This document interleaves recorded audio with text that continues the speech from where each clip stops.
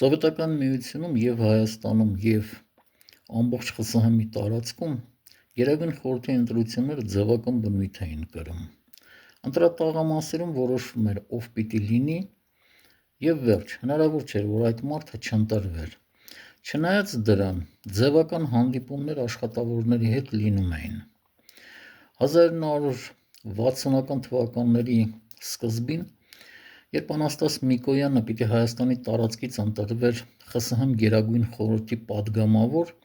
հանդիպում է ունենում Հայաստանի աշխատավորների հետ։ Հայէլեկտրոգործարանում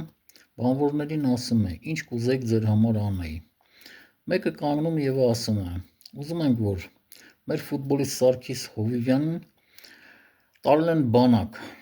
և այժմ խաղում է ԲԿՄԱ-ում։ Այժմ ցանկանում ենք, որ բանակից ազատեն և նորից գա խաղա Երևանի «Սպարտակում»։ Միկոյանը ասում է՝ լավ, այդ ժամանակ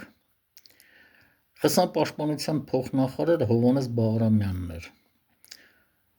Խորհրդակցում է Բաղրամյանի հետ, Բաղրամյանը միջնորդում է ԲԿՄԱ-ի ղեկավարությանը և Սարգիս Հովիվյանին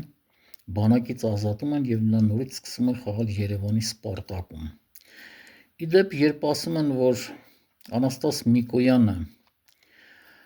կարողացել է հարթել Կարիբյան ճգնաժամը և աշխարհը փրկել է Երրորդ համաշխարհային պատերազմից, այստեղ ճշմարտություն կա, բայց այդ ճգնաժամի ստեղծողներից մեկն էլ եղել էր Հովհաննես Բաղրամյանը, որը այդ ժամանակ ԽՍՀՄ պաշտպանության նախարարն էր, և այն թղթերի տակ կա նաև նրա ստորագրությունը, որից հետո սովետական հրթիռները տեղադրել էին Կուբայի տարածքում։